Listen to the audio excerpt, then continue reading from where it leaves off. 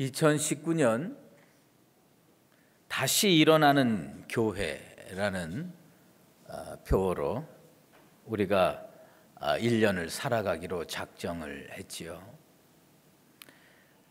우리가 회복해야 될 것이 여러 가지 영역에서 있지만 오늘은 찬양에 대해서 생각해 보려고 합니다. 찬양이 회복돼야지 교회가 일어설 수가 있습니다. 예전에 1970년도, 80년도 한참 교회가 부흥할 때 교회마다 찬양이 뜨겁게 울려 퍼졌습니다. 근데 요즘 찬양들은 세련돼진 건 분명합니다. 예전에 비해서 세련돼진 건 분명한데 그 원초적인 열정과 사랑을 가지고 부르는 찬양이냐 하는 데에서는 조금 생각이 사람마다 다를 거라고 생각이 듭니다. 공식 예배를 제외하고 다른 사람이 하나님께 기뻐 찬양하는 모습을 보고 은혜를 받아보신 적이 있습니까? 저는 아주 여러 번 있습니다. 그런데 제가 이 장면을 생각할 때마다 늘 은혜가 됩니다. 성지순례 가서 감람산에 올라갔었습니다. 감람산에 올라갔다가 예루살렘을 향해서 발걸음을 옮기고 있는데 케냐에서 온 여인들이 우리 앞을 지나가고 있었습니다. 그런데 그분들이 어떤 돈으로 거기까지 왔는지는 알 수가 없는데 입은 옷을 보면 참 남루했습니다. 우리나라 여성들은 해외여행 가면 진짜 뭐 눈에 확 띄게 잘 입고 다니는데 이 케냐 여성들은 그냥 뭐 나일론 같은 걸로 대충 만든 치마 입고 그다음에 신발도 어쩌면 그렇게 다 떨어진 신발을 신고 그러고 가는지 모르겠어요. 그런데 이분들이 그 감람산에서 예루살렘으로 기드론 시내로 내려가는 그 길을요 찬양을 부르면서 가는데 우리가 잘 아는 찬양을 부릅니다. 호산나 호산나 뭐 그렇게 찬양을 부른다. 우리가 많이 부르는 그 복음성가죠. 그 하면서 박수를 치면서 서로 손 붙잡고 띵뛰면서 찬양을 부르면서 하는데 얼마나 은혜가 되는지 모릅니다. 물론 거기가 예루살렘이고 거기가 감람산에서 예루살렘으로 가는 길이고 그리스도인들이 많이 지나다니는 길이니까 누구 하나 제지하는 일 없겠지만 이분들의 그 찬양의 열정은요 모든 사람들에게 감동을 줬습니다. 그래서요 그 여인들이 지나가는데 옆에 수많은 성지순례하는 크리스천들이 다 따라하는 겁니다. 저도 따라했습니다. 그야말로 마가복음 11장 9절에 보면 앞에서 가고 뒤에서 따르는 자들이 소리 지르되 호산나 찬송하리로다 주의 이름으로 오시는 이요. 주님께서 예루살렘 입성했을 때 종려나무 가지를 들고 주의 이름 호산나를 부르면서 따랐던 그 장면이 그대로 연출되는 거예요. 얼마나 은혜를 받는지 모릅니다. 저는요 저절로 하나님께 기도했습니다. 하나님, 저 여인들에게 은혜와 축복을 주시옵소서. 그 찬양이 그렇게 파급력이 있더라고요. 내 가슴에 다가오는 겁니다. 다윗은 체험적 신앙의 소유자입니다. 그가 지은 많은 시편, 그거 다 자신의 체험을 토대로 해서 글로 표현한 겁니다. 그런데 그가 찬양에 대해서 강조를 하면서 시편 37편 4절에 이렇게 얘기합니다. 또 여호와를 기뻐하라. 그가 내 마음의 소원을 내게 이루어 주시리라. 여기에서 여호와를 기뻐하라라고 하는 표현은 무슨 표현이냐면 찬양하라라는 표현입니다. 찬양하라라는 표현의 다른 표현입니다. 그런데 그가 여호와를 찬양하라 그러면서 뭐냐, 내 마음의 소원을 내게 이루어 주시리라. 다윗의 체험적 신앙으로는 뭐냐, 찬양 열심히 했더니 하나님께서 내 기도에 응답해 주셨다, 내 소원을 이루어 주셨다, 이런 이야기입니다. 여러분, 올 한 해 2019년 여러분들의 찬양이 변화되기를 바랍니다. 누가 열심히 부르든 말든 상관없이 여러분 각자가 하나님과의 관계에서 찬양이 살아있는 성도 되기를 주의 이름으로 축원합니다. 내 찬양은 내가 알아요. 누가 평가할 거 아닙니다. 옆에 사람 찬양 열심히 부르든지 말든지 그거 여러분이 상관할 거 아니에요. 내 찬양은 내가 아는 거예요. 나와 하나님과의 관계입니다. 하나님과의 관계에서 내 찬양이 살아있게 되기를 바라고, 열정적이게 되길 바라고, 뜨겁고 큰 소리로 하나님께 찬양할 수 있게 되기를 소원합니다.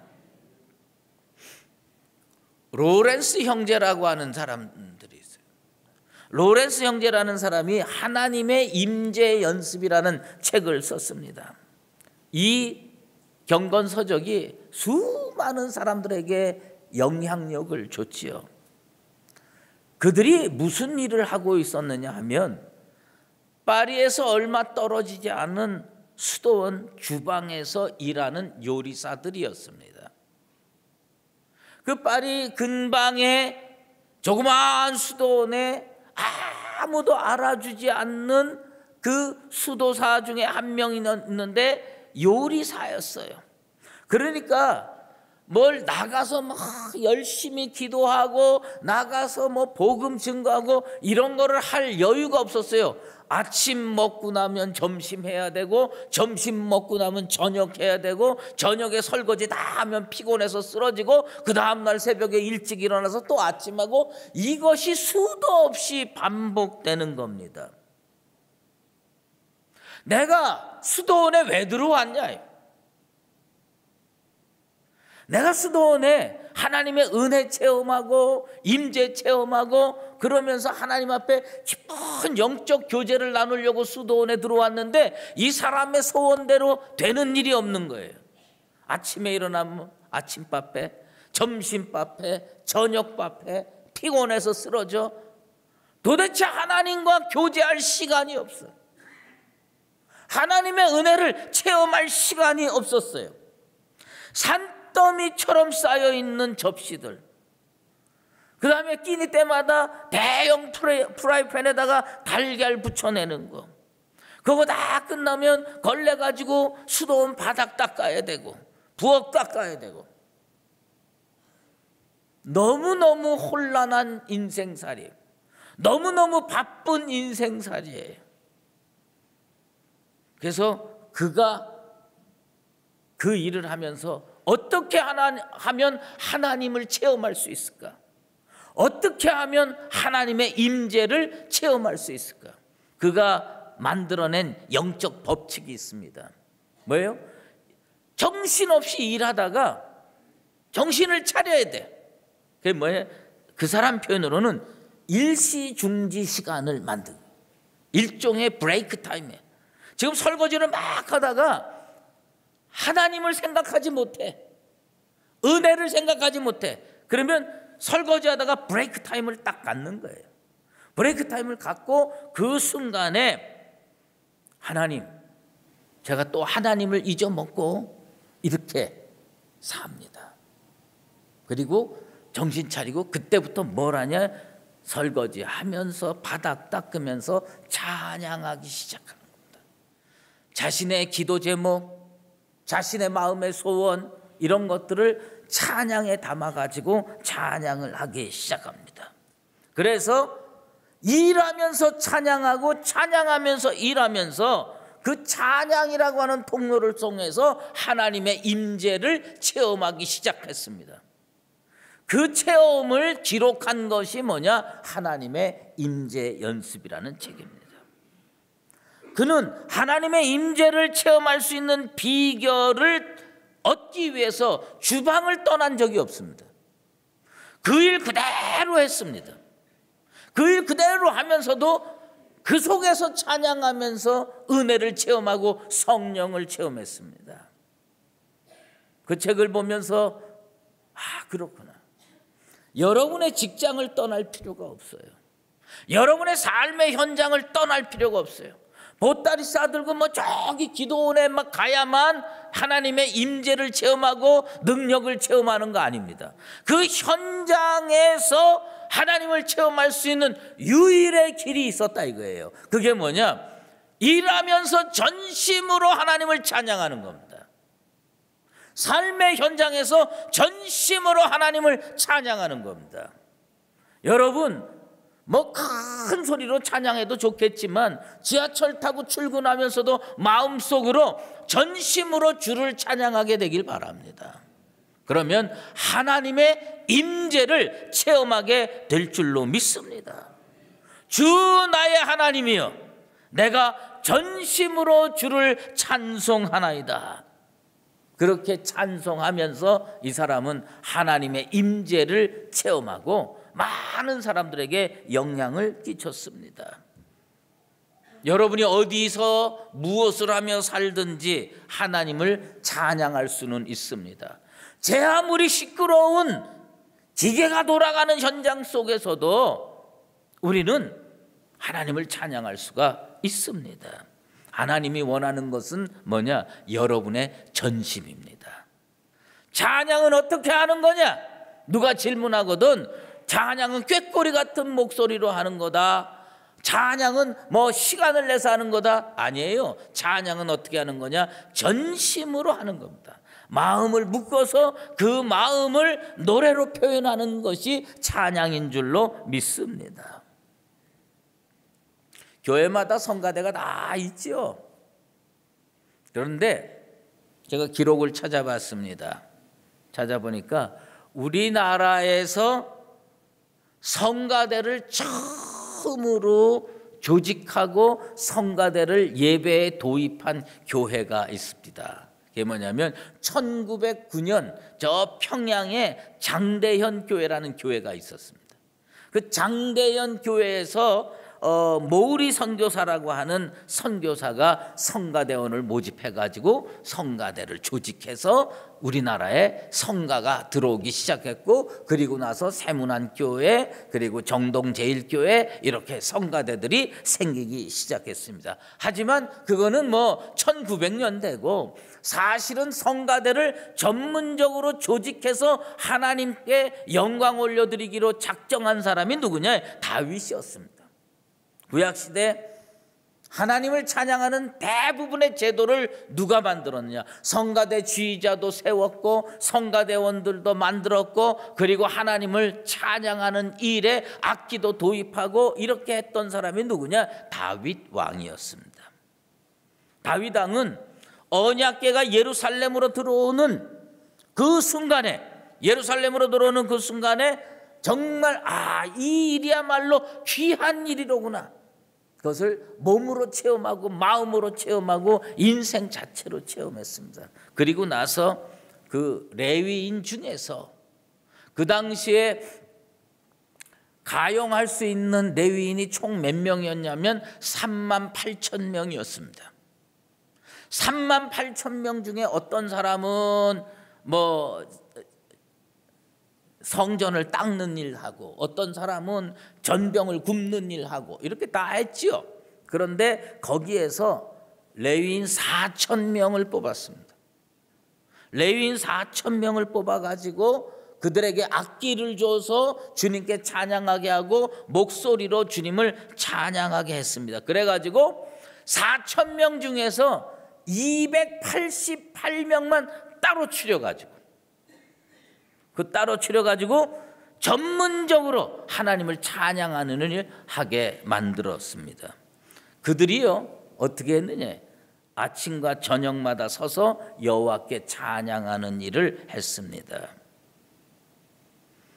우리가 찬양을 왜 하는지를 알아야 돼요. 지난 주간에 우리 교역자들이 노래할 이유 있네 뭐 이렇게 찬양을 했어요. 많은 분들이 제게 와서 그렇게 말씀을 합니다. 찬양 잘했다고. 그런데 찬양할 이유를 알아야 찬양을 하죠. 찬양해야 되겠다 그런다고 찬양이 나오는 건 아닙니다. 뭔가 깨달음이 있어야 찬양이 나오죠. 시편 13편 6절에 보면 이런 말씀이 있습니다. 내가 여호와를 찬송하리니 이는 주께서 내게 은덕을 베푸심이라. 여러분, 찬양을 드려야 하는 이유 뭔지 아십니까? 하나님이 여러분을 창조하셨기 때문에 찬양하는 겁니다. 그리고 하나님이 여러분을 죄 가운데 있는데 그냥 놔두지 아니하시고 예수 그리스도를 보내주셔서 구원으로 이끄셨기 때문에 이게 깨달아지면 입술에서 찬양이 나오게 될 줄로 믿습니다. 그리고 매일 살면서 아침마다 밥 먹고 점심마다 밥 먹고 일용할 양식 주신 거 다 주님의 은혜라고 느끼는 사람은 주님의 은혜를 찬양하게 되는 겁니다. 여러분, 집에서 사는 거 그거 다 복입니다. 물론 큰 집에 사는 것도 복이지만 길거리로 나앉지 않고 진짜 작은 평수지만 내 집에서 이렇게 식구들과 오손도손 사는 거 하나님의 은총인 줄로 믿습니다. 이걸 깨달으면 찬송하게 되어 있다는 겁니다. 그래서 그들에게 뭐라고 권면하느냐? 항상 주를 찬송할지어다. 여러분, 하나님 앞에 언제 찬송해야 되느냐? 항상 찬송해야 되는 겁니다. 그리고 우리 하나님께서 여러분의 기도에 응답하셨을 때 그때 하나님께 찬송할 수 있는 나와 여러분 되시기를 바랍니다. 이건 다 일반적으로 찬송 부르는 이유예요. 찬송 부르는 이유가 참 다 비슷하지요. 그런데 제가 성경을 읽으면서 이거 진짜 찬송 부를 이유에 합당하다 그렇게 느껴지는 말씀이 한 구절 있어요. 나중에 집에 가셔서 기억하셨다가 이거 찾아서 읽어보시고 한번 묵상해 보시기를 바랍니다. 시편 124편 6절입니다. 시편 124편 6절 말씀을 읽으면서 다윗은 이런 제목을 느끼고 하나님께 찬송을 했구나. 이게 딱 다가오더라고요. 그 말씀을 귀담아 들으시기 바랍니다. 우리를 내주어 그들의 이에 씹히지 아니하게 하신 여호와를 찬송할지로다. 우리가 살다 보면요, 대적들이 얼마나 많은지 몰라. 하나님이 붙들어 주시지 않으면, 하나님이 우리를 내주면요, 원수 마귀가 우리들을 맘대로 쥐고 맘대로 끌고 다니면서 씹는다는 겁니다. 뭐라고요? 그들의 이에 씹히지 아니하게 하신 여호와를 찬송할지로다. 나는 그 말씀을 읽으면서 그렇게 다가올 수가 없어요. 우리 강북제일교회 성도들은 세상에 나가서 다른 사람 밑방아에 오르내리지 않게 되길 바랍니다. 그들이 마음대로 쥐고 흔들고 씻고 이렇게 하지 않게 되길 바랍니다. 하나님이 견고하게 붙들게 되길 바랍니다. 하나님이요, 그냥 놔두면 우리는 어떻게 되냐? 원수 마귀가 우리를 씹어 먹습니다. 잘근잘근 씹어 먹습니다. 하나님의 은혜가 여러분에게 임하게 되기를 원합니다. 그래서 원수 마귀가 우리를 씹는 것이 아니라 우리를 받들고 존경할 수 있는 그런 은총의 인생들 되기를 원합니다. 찬송 왜 해야 되는지 아십니까? 인생이 고달프십니까? 진짜 기적이 필요합니까? 그렇다면 믿음으로 찬송하기를 바랍니다. 하나님께서 성도의 기도를 담은 찬송에 반드시 응답해 주십니다. 성경을 읽어보면요, 찬송할 때 기적이 일어났어요. 찬송할 때 기적이 일어났어요. 지난주에도 말씀드렸지만 한밤중에 바울과 실라가 기도할 때 하나님을 찬송함에 죄인들이 듣더라. 이에 갑자기 큰 지진이 나서, 이에 갑자기 큰 지진이 나서, 이해가 뭐 이 때문에, 아니면 내가 이 때문에 뭐냐, 하나님 찬송하는 겁니다. 하나님 찬송하니까 이 때문에 어떻게 됐습니까? 지진이 일어나고 옥토가 움직이고 문이 다 열리고 메인 것이 벗겨지는 그 기적이 일어났습니다. 빌립보 감옥에서 찬송할 때 지진이 나고 문이 열렸습니다. 찬송과 기적은 상관관계가 많습니다.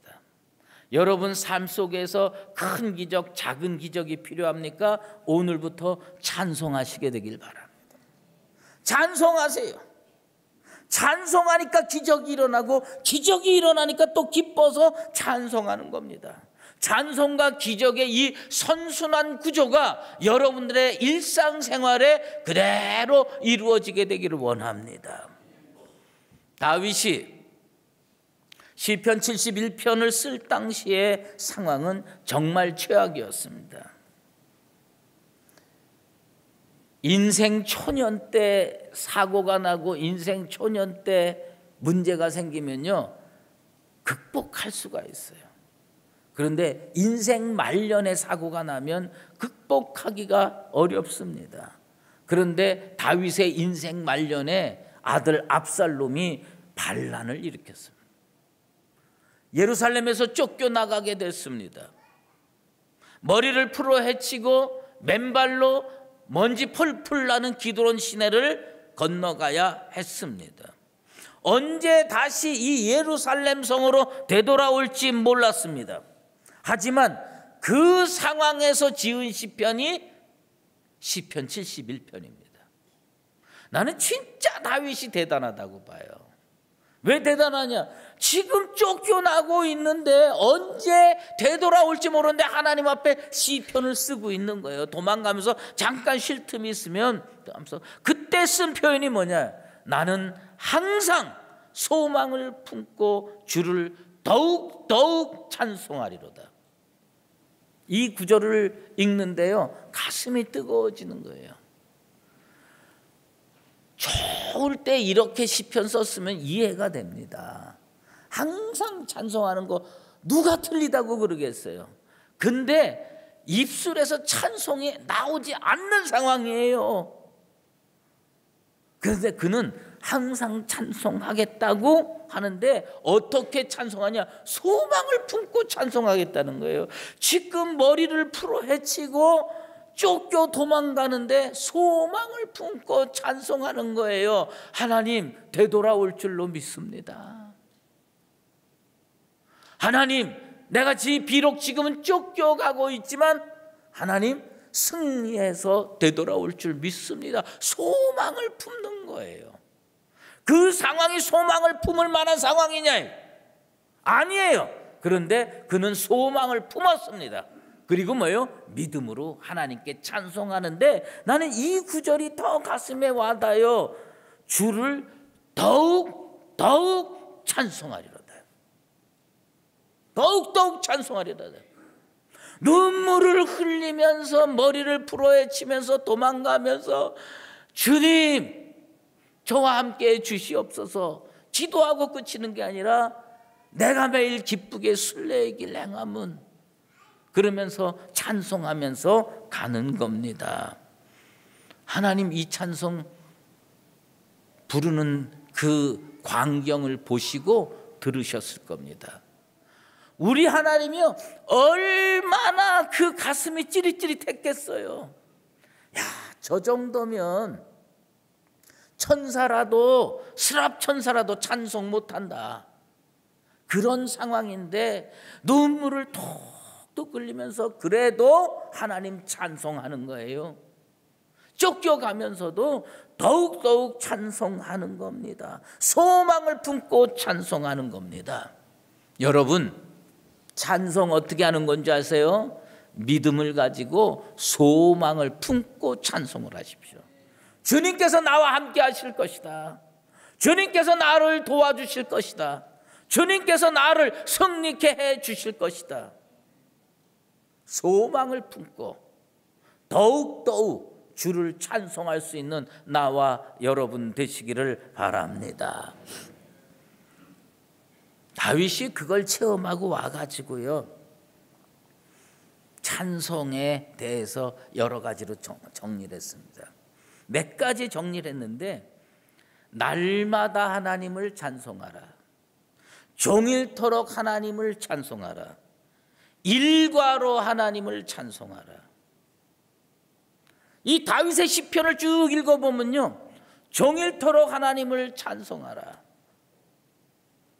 날마다 하나님을 찬송하라, 그리고 아주 바쁘면 일과로 정해놓고 하나님을 찬송하라, 이렇게. 그러면서 그의 찬송은 어떤 찬송이냐? 결론이 이겁니다. 내 평생의 여호와를 찬송하리로다. 평생 찬송이, 평생 찬양이 여러분의 인생의 모토가 되기를 주의 이름으로 축원합니다. 제가 자주 가는 기도원이 있습니다. 저 철원에 있는 기도원인데요, 거기 가면요, 풍광이 얼마나 스산하고 쓸쓸한지 몰라요. 그런데 그 기도원에 가서 이제 보면, 낮에 이제 그 예배당, 조그마한 예배당에 가면요, 그 기도 원장님이 이 강단 바로 앞에 여자 전도사님인데, 여기 머리 하얀 이 두건을 쓰고 하얀 옷을 입고, 그리고 앉아서요, 주로 뭘 하느냐? 찬송을 부릅니다. 보통 제가 그분한테 물어봤어요. 하루에 몇 장쯤 부릅니까? 했더니 한 50장쯤 부른대요. 그래서 그 50장을 주로 부르는 찬송이 뭡니까? 물어봤더니 자기는 찬송가 1장부터 끝장까지 다 부른대. 그래서 제가 물어봤죠. 그 찬송을 어떻게 이렇게 다 하냐고 그랬더니 그분이 그래요. 저는 뭐 꼭 다 알아서 부르는 건 아닙니다. 그런데요, 제가 뒤에서 그분 찬송 소리를 들어봤는데 1장이나 2장이나 3장이나 곡조가 똑같아. 만복의 근원 하나님 뭐 이러면서 그냥 찬송을 부르는 거예요. 노래를 잘하시는 분이 아니에요. 그런데 1장, 그 2장 가면 뭐고 곡조가 바뀌어야 되잖아요. 곡조 똑같아. 600장 다 똑같습니다. 그런데 이분은 이 찬송가를 매일 펼쳐놓고 이 앞에서 하나님께 찬송을 하는 겁니다. 그래서 그 하나님께서요, 외아들을 잘 키워서 그걸 정말 훌륭하게 키우게 만들어 주셨습니다. 여러분, 찬송이 습관이 되기를 간절히 소망합니다. 사람들 보면요, 노래방에 가서 세상 노래는 1절부터 3절까지 있는지 모르지만 잘 불러요. 근데 찬송은 1절부터 끝절까지 다 하는 거 과연 몇 장이나 되나 여러분 스스로에게 한번 질문해 보세요. 오늘 집에 가서 여러분들의 찬송가 18번 뭔지 한번 찾아보세요. 찾아보시고 그 다음에 그걸 내가 1절부터 끝절까지 다 잘 부를 수 있는가? 찬송을 반복해서 큰 소리로 부르지 않으면 그거 되지 않습니다. 그래서 역대상 9장 33절에 보면요, 찬송을 잘하는 사람들의 특징이 나오는데 골방에 거주하면서 찬송하는 일에 전념하였더라. 여러분, 2019년에는 18번 찬양은 한 곡은 만듭시다. 할렐루야. 여러분, 나는 세상 노래는 뭐 이런 노래 저런 노래 하지만 찬송은 아는 게 없어. 이거 부끄러운 줄 알아야 돼. 2019년에 여러분의 18번 찬양 한 장은 만듭시다. 한 절이라도 처음부터 끝까지 노래를 누구의 도움도 받지 않고 지하철 가면서도 부를 수 있고 자동차 운전하면서도 부를 수 있는 그런 찬양이 한 장이라도 꼭 있게 되기를 간절히 소원합니다. 그리고요, 그것을 반복해서 하나님께 찬송을 부르다 보면 어떤 찬송이 되느냐? 영으로 부르는 찬송이 됩니다. 정말 성령에 충만해서 찬송을 부르면서 세상이 주지 못하는 기쁨과 은혜를 체험하는 나와 여러분 되시기를 바랍니다.